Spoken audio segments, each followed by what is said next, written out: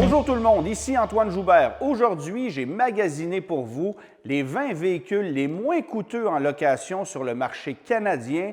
On prend un terme de 4 ans, 80 000 km, donc 20 000 km annuels. Il y a des véhicules qui sont très alléchants sur le plan financier, d'autres un peu moins, mais évidemment, il y a beaucoup de petits véhicules qui sont disparus du marché au cours des dernières années et ça a fait en sorte que le prix des véhicules a explosé, si bien que les aubaines ou les véhicules à bas prix ne se font plus très nombreux sur notre marché. Et je rappelle que dès le 1er février 2025, chez nous au Québec, c'est une abolition complète des crédits gouvernementaux pour véhicules électriques. Alors, ceux qui cherchaient de bonnes aubaines de ce côté-là, malheureusement, tout ça est terminé. Il y a quelques constructeurs qui proposent encore de bons rabais sur certains véhicules électriques, notamment des modèles 2024 restants. Je pense à Ford qui propose 6 500 $ de rabais sur le Mustang Mach-E. Hyundai, c'est 3 000 $ sur l'Ioniq 5. Du côté de Nissan, 5 000 $ pour l'Aria. Toyota, 10 000 $ pour le BZ4X et 8 000 $ du côté de Volkswagen pour le ID4, évidemment un modèle 2024. Mais considérez qu'on est en février 2025 et donc de se procurer un modèle 2024, ça signifie un véhicule dont la dépréciation est déjà entamée. C'est un véhicule qui, en le comparant avec un modèle 2025 identique, vaut de 3 à 4 000 $ de moins sur le marché de la revente au jour 1. Alors ça, il faut le considérer. Mais on ne parlera pas beaucoup de véhicules électriques aujourd'hui parce que ce ne sont pas les meilleures aubaines du marché. Alors j'y vais en ordre alphabétique de constructeurs pour vous offrir les 20 meilleurs véhicules ou du moins les 20 véhicules les moins coûteux qu'on peut se procurer en ce moment du côté d'un terme de location 4 ans ou 80 000 km total. Je débute du côté de chez Chevrolet parce que Chevrolet propose un Trax qui est franchement intéressant pour plusieurs acheteurs. Un véhicule dont le prix d'entrée est à 27 625 $, tout frais inclus, évidemment. Le taux à la location sur un terme de 4 ans, 80 000 km, c'est 5,9 %. Alors, on est dans la norme actuelle de ce que propose la moyenne des petits véhicules sur le marché. Évidemment que si vous allez dans des camions pleine grandeur, on voit du 0,9 %, du 1,9 %, mais dans les petits véhicules, on ne voit pas ça énormément. Alors, un Chevrolet Trax LS traction, évidemment, puisqu'il n'y a pas de modèle à rouage intégral, 479 $ par mois, taxes incluses, sur un terme de 4 ans, 80 000 km. Maintenant, je me tourne du côté de Fiat qui propose encore sa 500e, modèle 2024, puisque les modèles 2025 ne sont pas encore arrivés. À la location, c'est beaucoup moins alléchant que par le passé, mais ça demeure le véhicule électrique le moins cher qu'on puisse louer actuellement. Mais tenez-vous bien, c'est 612 $ par mois sur un terme de 4 ans, mais à ce moment-là, avec 12 000 km d'allocation annuelle, ce qui est très peu. Alors, le taux est à 2,99 %, mais c'est un véhicule de 41 690 $, et puisque la valeur résiduelle est très faible, comme celle de la plupart des véhicules électriques d'ailleurs, ça explique pourquoi le paiement à la location est aussi élevé que celui-là. Je le rappelle, 612 $ par mois, taxes incluses. Alors, c'est vous dire à quel point les véhicules électriques ont vu leur facture exploser. Vous allez payer une centaine de dollars de plus, par exemple, pour un Volkswagen ID4 en location, qui vaut certainement plus la peine que la Fiat, mais quand même, si vous cherchez un véhicule électrique et que vous visez le véhicule électrique le moins cher, la réponse, c'est la Fiat 500, ce qui ne veut pas dire que c'est une bonne aubaine pour autant. On se tourne maintenant du côté de Honda avec la Civic LX à boîte automatique. Il n'y a plus de manuel, évidemment. Prix d'entrée à 30 690 $, incluant tous les frais. Et c'est 519 $ par mois en location 48 mois à un taux de 5,49 %. Alors, pas une grosse aubaine de ce côté-là. Alors, évidemment, c'est une voiture qui peut se revendre avant la fin du terme parce que le concessionnaire sera intéressé de la reprendre pour la revendre comme modèle d'occasion. On est conservateur d'ailleurs du côté des valeurs résiduelles chez Honda. On se rend compte que la valeur de revente, lorsqu'on la compare avec la valeur résiduelle, est souvent plus élevée, mais quand même, ce n'est pas une voiture qui est donnée à 30 690 $ dans le même segment. Vous allez trouver de meilleures aubaines chez la compétition.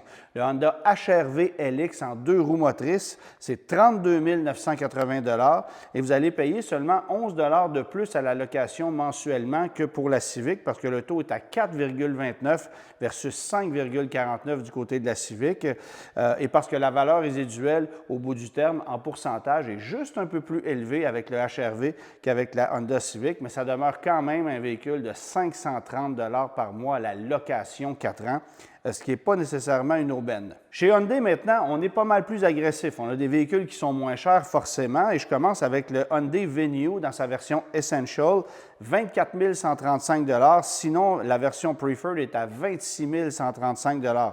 Taux de location extrêmement élevé à 7,29 %, mais parce que les prix sont plus bas et que les résiduels sont quand même raisonnables, vous allez payer 389 $ par mois à la location pour une version Essential et 422 $ pour une version Preferred qui offre un équipement un petit peu plus intéressant.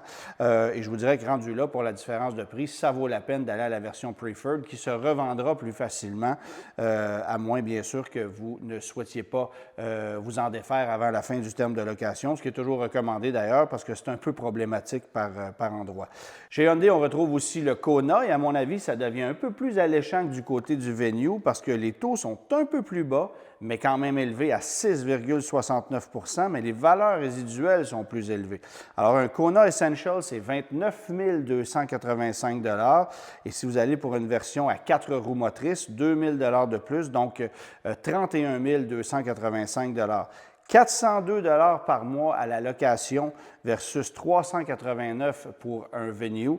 Alors, je pense que c'est assez intéressant du côté du Kona. Il n'y a pas assez de différence pour s'en passer. Et si vous voulez bénéficier des 4 roues motrices, vous allez être à 437 $ par mois, ce qui en fait le véhicule 4 roues motrices le moins cher du marché à la location, toutes marques confondues. Considérez ça si vous cherchez les 4 roues motrices. L'aubaine se situe cette année, ou du moins ce mois-ci, du côté de chez Hyundai, avec un Kona Essential de 31 285 $. L'Elantra, maintenant, dans sa version Essential et dans sa version Preferred, 25 145 $ pour une version Essential et 26 945 $ pour une version Preferred. L'écart n'est pas très grand et l'équipement supplémentaire dans la version Preferred en vaut sérieusement la peine et de toute façon, vous aurez beaucoup de misère à trouver une version Essential sur le marché. Les concessionnaires n'en reçoivent que quelques unités par année au maximum. Taux à 6,49 % à la location. Vous allez payer 398 $ à la location 4 ans, 20 000 km par année pour une Essential, 433 $ pour un modèle Preferred. Alors, il y a quand même un petit écart de 35 $ entre les deux véhicules, mais encore une fois, la version Preferred en vaut la peine. Et je vous le rappelle, une version Essential, ça se fait très, très rare sur le marché, mais c'est quand même certainement plus intéressant au niveau du prix, au niveau du rapport équipement-prix que la Honda Civic qui, elle, coûte 519 $ à la location, qui n'est garanti que 3 ans ou 60 000 km, alors que du côté de chez Hyundai, vous allez avoir 5 ans, 100 000 km, donc une pleine garantie tout au long de la location si vous louez sur un terme de 4 ans. C'est la même chose du côté de chez Kia avec la K4 LX qui vient d'arriver sur le marché, un modèle qui est tout nouveau, mais qui dérive de l'Elantra. Les résiduels sont un peu plus faibles du côté de chez Kia que chez Hyundai. Ça explique des mensualités un tantinet plus élevées. Il faut dire que le taux est à 6,99 % à la location 4 ans. C'est une voiture de 26 930 $ et vous allez donc payer 449 $ par mois à la location, toute taxe incluse. Évidemment, pour un modèle LX, et vous pouvez monter en gamme vers des modèles EX, voire même un modèle à moteur turbo compressé, mais là, ça coûte quand même passablement plus cher. Le modèle d'entrée de gamme chez Kia demeure moins cher que la Honda Civic, qui est une voiture très populaire dans ce segment-là, mais quand même, je vous dirais qu'il y a de meilleures aubaines du côté de chez Hyundai. La Kia Soul, qui est là pour encore une seule année, elle sera abandonnée à la fin de l'année 2025. Mais dans sa version LX, ça coûte un peu moins cher qu'une Kia K4. Donc, c'est 26 165 $ versus 26 930 $. Mais à la location, c'est quand même une dizaine de dollars supplémentaires, 459 $ de paiement de location mensuel sur un 4 ans, 20 000 km par année à un taux de 7,49 %. Et ça s'explique aussi par un résiduel qui est un petit peu plus bas. Évidemment, la Kia Soul n'est plus une voiture qui est au goût du jour. Alors, on sait que ça sera un véhicule peut-être un peu moins facile à la revente, quoique tout ce qui est accessible, tout ce qui n'est pas cher sur le marché, ça demeure des véhicules très convoités. Chez Kia, vous allez aussi retrouver le Seltos LX, un produit qui est très populaire. C'est une version à 2 roues motrices. Il existe aussi des modèles à 4 roues motrices. 7,49 de taux de location, c'est très élevé, comme dans le cas de la Soul d'ailleurs, et ça porte la mensualité à 490 taxes incluses sur 4 ans, 20 000 km par année. On poursuit maintenant du côté de chez Mazda avec les Mazda 3 et le CX-30. Alors, Mazda 3 GX, 27 910, Mazda 3 GS, 30 510 Le taux de location, 4 ans, 20 000 km par année, c'est 4,65 donc peut-être un peu plus intéressant de ce côté-là que chez la compétition, mais ce sont quand même des voitures qui coûtent un petit peu plus cher que certaines rivales. Alors, 462 par mois en location pour une version GX et 507 pour une version GS, qui a un équipement plus complet qu'une Honda Civic qui va coûter à peu près le même prix. Mais rendu là, c'est une question de goût personnel. Et je vous parle bien sûr de la version berline, parce qu'il existe aussi une Mazda 3 Sport, modèle hatchback, qui coûte un petit peu plus cher. Vous allez payer essentiellement une vingtaine de dollars de plus à la location pour un modèle hatchback équivalent. Et le CX-30 GX, bien lui, c'est 32 060 mais c'est exactement le même prix à la location qu'une Mazda 3 GS, donc 507 par mois sur un terme de 4 ans, 20 000 km par année, toujours à un taux de 4,65 Pas besoin de vous le dire, le résiduel est un petit peu plus élevé en pourcentage sur un CX-30 qui est un VUS que sur une Mazda 3 qui est un modèle peut-être en fin de carrière actuellement et qui est certainement moins populaire à la revente qu'un CX-30. Alors, ceci explique cela. Mitsubishi, maintenant, bien, pour le moment, les modèles les moins chers, ce sont encore des modèles 2024. Il reste encore quelques mirages sur le marché des modèles 2024 et croyez-le ou non, ce sont des véhicules qui se vendent comme des petits pains chauds. Ça arrive, ça part aussitôt. Il n'existe plus de voitures sous-compactes sur le marché actuellement. La Mirage, c'est la dernière, après quoi c'est terminé. Bon, évidemment, la Mirage est une voiture qu'on achète, qu'on ne loue pas. Vous allez vous en rendre compte avec les taux de location et avec les valeurs résiduelles qui sont élevées. Donc, c'est une voiture de 19 470 pour une version de base, mais le taux est à 6,59 C'est un modèle 2024, donc le résiduel est très bas et vous allez payer essentiellement 392 par mois, taxes incluses, sur une location 4 ans, 20 000 km par année. Pour vous donner une idée, une Hyundai Venue coûte 389 par mois. Alors, aussi bien aller chez Hyundai avec une Venue que chez Mitsubishi avec une Mirage, si bien sûr vous ciblez une location, parce que dans le cas de l'achat, ça sera complètement différent. Vous pourriez acheter une Mirage de base pour 420 par mois sur un terme de 5 ans à un taux de 4,79 Alors, ça illustre à quel point la location n'est pas une avenue intéressante dans le cas des modèles 2024 chez Mitsubishi. Et c'est un peu la même chose si on regarde du côté du RVR 2024. Le taux est à 4,99 donc ça, c'est peut-être un peu plus intéressant, mais une version ES Traction de 27 570 ça vous coûte 468 par mois en location, 4 ans, 20 000 km par année. Et si on regarde chez la compétition, bien, un véhicule qui serait vendu plus cher que ça, et là, je regarde le Kona, bien, vous allez payer 402 par mois pour un Kona à un taux de 6,69 versus 468 pour un RVR qui n'est certainement pas aussi moderne. Donc, ça ne vaut pas la peine d'aller chez Mitsubishi en location. Ça vaut la peine cependant à l'achat si vous choisissez d'acheter ces produits-là. Là, ils sont agressifs au niveau des mensualités au financement. Intéressant, d'autant plus qu'on a une garantie qui est exceptionnelle chez Mitsubishi, mais à la location, on oublie ça.